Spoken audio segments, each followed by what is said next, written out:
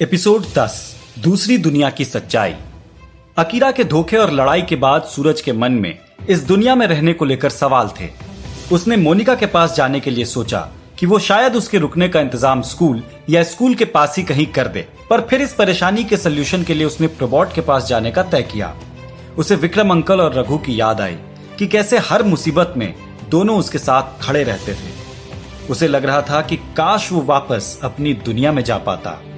काश मेरा वो अनजान मददगार मिल जाता तो उसी से ये मदद भी शायद मिल जाती।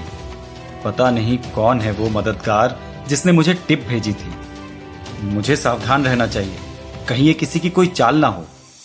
सूरज ने पोर्टल ऑन करके प्रोबॉट की लैब को दिमाग में सोचा और पोर्टल में अंदर जाकर प्रोबॉट की लैब के मुख्य दरवाजे पर पहुंच गया। प्रोबॉट इसे कितना भी साइंस कह ले, पर मेरे लिए तो ये जादू जैसा ही है और रहेगा। पोर्टल बंद करके सूरज लैब के अंदर आ गया। हेलो सूरज, मैं अभी फाइटिंग लीग की जानकारी ही चेक कर रहा था। कॉन्ग्रेचुलेशंस, तुम फाइनल में पहुंच गए। अभी लास्ट सेमीफाइनल होने वाला है अक्षय और अकीरा के बीच। जैसे ही मैच खत्म होगा फुटेज मेरे पास आ जाएगी। आई होप अकीरा जीत जाए। मुझे फर्क नहीं पड़ता कि कौन जीतता है, मुझे तुमसे एक जरूरी बात करनी थी प्रोबॉट। सूरज ने प्रोबॉट की बात को अनसुना करते हुए कहा, मुझे रहने के लिए नए घर की तलाश है। क्या मैं तुम्हारे इस लैब में रुक सकता हूँ या घर में, अगर तुम्हें कोई परेशानी ना हो तभी। लैब और घर दोनों यही है सूरज, पर तुम यहाँ रुकना चाहते हो क्यों? अकीरा के साथ कोई दिक्कत?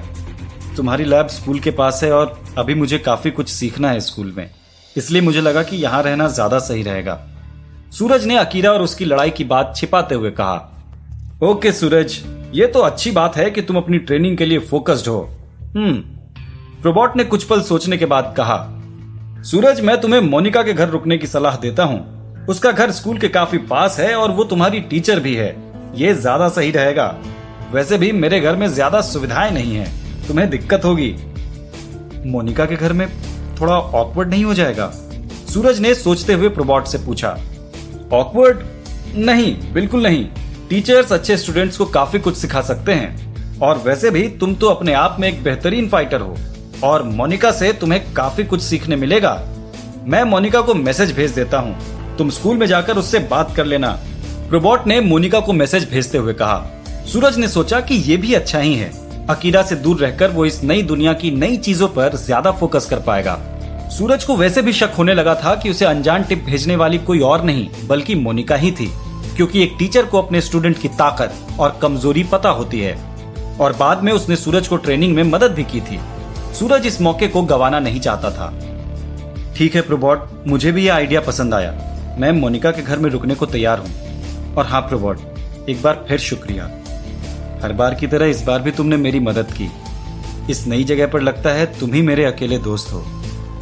सूरज ने कृतज्ञता से कहा। शुक्रिया की कोई बात नहीं सूरज, मेरी जगह होते तो तुम भी यही करते।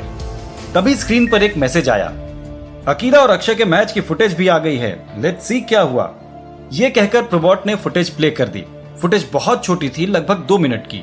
सूरज से लड़ाई के बाद अकीरा अपनी फाइट पर फोकस नहीं कर पाई थी। उसके पहले 2 अटैक कमजोर थे और उसका डिफेंस उससे भी कमजोर। अंत में अक्षय ने उस पर लगातार हमले किए और उसे घायल करके हरा दिया। अकीरा के बाएं कंधे पर चोट आई थी। अक्षय अपनी जीत और फाइनल में पहुंचने का जश्न मना रहा था। अक्षय बहुत आक्रामक रूप से फाइट करता है, ये उसकी ताकत भी है और कमजोरी भी। अक्सर जोश में होश खो बैठता है। अकीरा लेवल 5 की फाइटर है, इसलिए उसने उसे आसानी से हरा दिया, पर अगर तुम होते तो अक्षय की हार पक्की थी। प्रोबॉट ने वो फुटेज सेव कर लिया और सूरज की तरफ मुड़ा। कल फाइटिंग लीग का फाइनल है, जंगल रन। तुम दोनों को जंगल जाकर एक जंगली जानवर का शिकार करना है। मैं मोनिका को बोल दूंगा कि तुम्हें रात में जंगल और जंगली जानवरों और कुछ तरीकों के बारे में बता दे। और हाँ, अगर कल जंगल में कुछ भी ऐसा हो जाए जिसमें तुम्हारा कोई कंट्रोल ना रहे तो तुम कनेक्ट करके कभी भी क्विट कर सकते हो। चिंता मत करो प्रोबॉट, मैं क्विट नहीं करूंगा।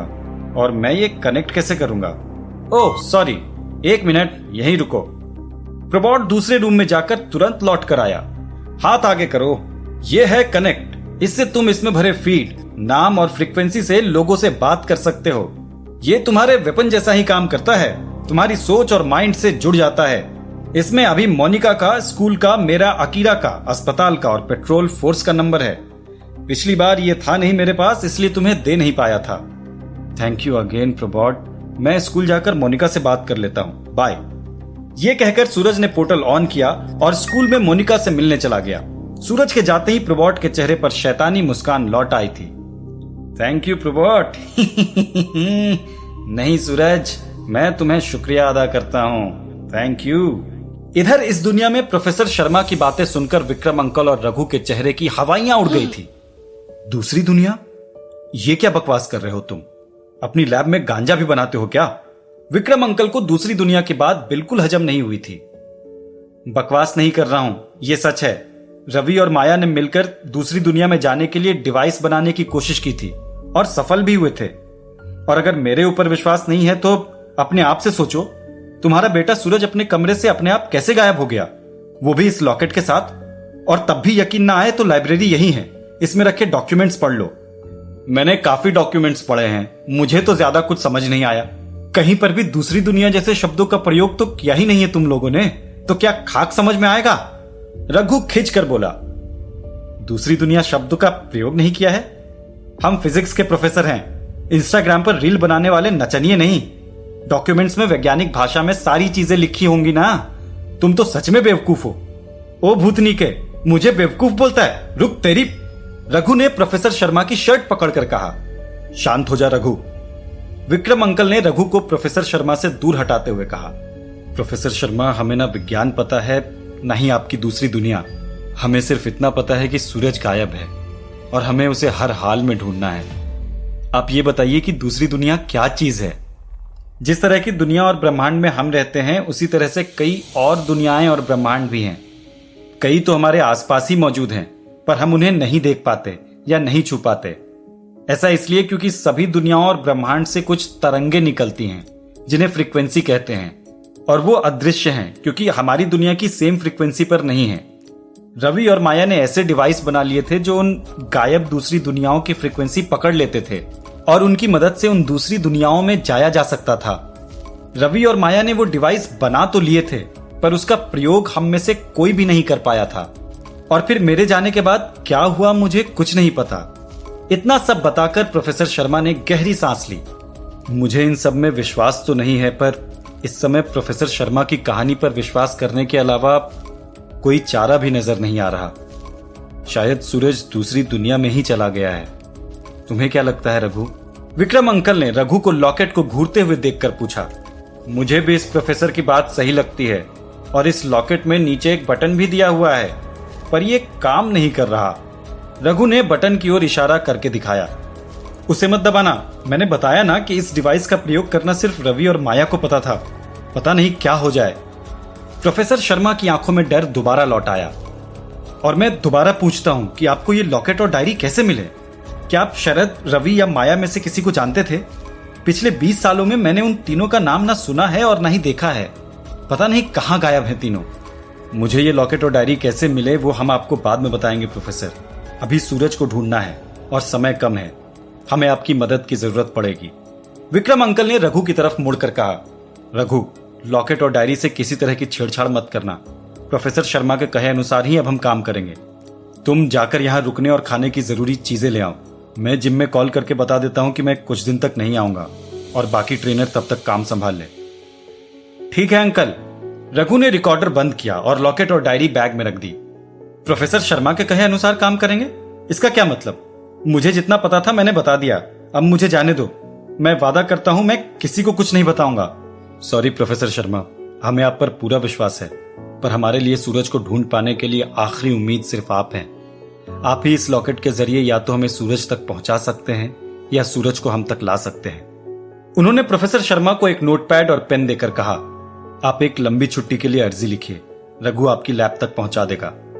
विक्रम अंकल की मजबूत आवाज और रघु को देखकर प्रोफेसर शर्मा समझ गए कि उन्हें अब उनकी मदद करनी ही पड़ेगी, और उन्होंने अपनी छुट्टी के लिए नोटपैड पर अर्जी लिखना शुरू कर दिया। रघु, तुम जल्दी जाकर सब सामान ले आओ, खाना, पानी, कपड़े और बाकी चीजें। जब तक हम इस कंप्यूटर, लॉकेट और डॉक्यूमेंट्स की गुत्थी नहीं सुलझा लेते, तब तक हम यही रहेंगे। और हाँ, इस बेसमेंट के ऊपर बने कमरों को ढकने के लिए तिरपाल भी लेते आना। ओके अंकल, मैं कुछ घंटों में लौट कर आता हूं, अपना ख्याल रखिएगा। यह कहकर रघु निकल गया। भगवान, सूरज को सही सलामत रखना। विक्रम अंकल की आंखें नम थी। इधर नई दुनिया में जैसे ही सूरज फाइटिंग स्कूल पहुंचा, उसकी मुलाकात स्कूल से निकलती हुई अकीरा से हो गई। अकीरा के चेहरे पर गुस्सा था और उसके बाएं कंधे पर चोट के निशान थे। उसे स्कूल से 2 दिन के आराम के लिए छुट्टी मिल चुकी थी। अकीरा सूरज को देखकर भड़क गई। कहाँ थे तुम? मेरी हार का जश्न मना रहे थे। मैं तुमसे ही मिलने आ रहा था। क्यों? मेरी हार के लिए बधाई देने? मैं मोनिका के घर रहने जा रहा हूं। अब तुम अपने घर में आराम से रह पाओगे। मोनिका के घर? ओह, अब मैं समझी। मुझे पता था तुम समझ जाओगी। वैसे भी जरूरत से ज्यादा समझदार तो तुम हो ही। सूरज ने ताना मारा। और तुम बेवकूफ, तुम्हारे स्कूल में आनन फानन में एडमिशन होना, सीधे 5वें लेवल का फाइटर बना दिया जाना, मोनिका का तुम्हें पर्सनल ट्रेनिंग के लिए अप्रोच करना, और अब मेरे घर को छोड़कर मोनिका के घर में जाना।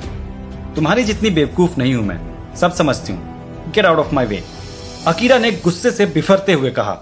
तभी अक्षय अपनी टीम और गर्लफ्रेंड के साथ वहां आ गया था और अकीरा और सूरज की फाइट देखकर वहीं रुक गया था। ओफो, जंगली बिल्ली, म्याऊ। फाइट हार गई पर तेवर अभी तक बाकी है, वो भी अपने बिल्ले को ही दिखा रही हो। वाह! उसने अकीरा और सूरज को देखकर मजाक किया। इस गुस्से के साथ कभी किसी जिम में हम पर भी पंजा मारो। अकीरा ने बिना सोचे समझे उस पर हमला कर दिया। अक्षय आसानी से उसके हमले से बच सकता था, पर एक प्लान उसके दिमाग में आ चुका था। जैसे ही अकीरा ने उस पर अटैक किया, उसने कोई भी डिफेंस नहीं किया और अकीरा का पंच सीधे उसके चेहरे से टकराया। ये पंजा तुझे हमेशा याद रहेगा। यह है बदला मेरी हार का, जो तूने मुझे फाइटिंग लीग में जानबूझकर घायल किया उसका। तूने मुझ पर अटैक करके सही नहीं किया अकीरा, तुझे इसका हिसाब देना पड़ेगा। अक्षय ने अकीरा को और गुस्सा दिला दिया था। अकीरा ने इस बार अपना वेपन निकाल लिया था और अक्षय की ओर तान दिया था। अकीरा रुक जाओ, ये मैच नहीं है, सूरज ने उसे पकड़ते हुए कहा। बस बहुत हो गया, पागल हो गई हो क्या? दिमाग ठंडा करो और अपने घर जाओ। अकीरा के मन में सूरज से हुई लड़ाई, अक्षय से मिली हार और उसका मजाक और सूरज का उसके लिए ऐसा व्यवहार देखकर गुस्सा उबल रहा था। उसने पूरी तरह होश खो दिया था। भाड़ में जाओ तुम, अक्षय और मोनिका। मैं अपने घर जा रही हूँ और तुम जाओ मोनिका के बिस्तर में। अकीरा अपना वाक्य पूरा कर पाती तभी किसी ने उसे कंधे से खींचकर पलटाया और एक जोरदार तमाचा उसके चेहरे पर मार दिया। सूरज शॉक्ड हो गया था। अक्षय और उसकी टीम पीछे खड़े होकर मुस्कुरा रही थी। अक्षय का प्लान काम कर गया था। किसने मारा था अकीरा को थप्पड़? प्रोफेसर शर्मा किस तरह से सूरज को ढूंढने में विक्रम अंकल और रघु की मदद करेंगे? अकीरा से अलग होने के बाद मोनिका और सूरज के बीच क्या होगा? क्या सूरज फाइटिंग लीग के फाइनल में अक्षय और जंगली जानवर को हरा पाएगा? सभी सवालों के जवाब जानने के लिए सुनते रहिए साकुरा द मिस्ट्री आइलैंड, सिर्फ पॉकेट एफएम पर।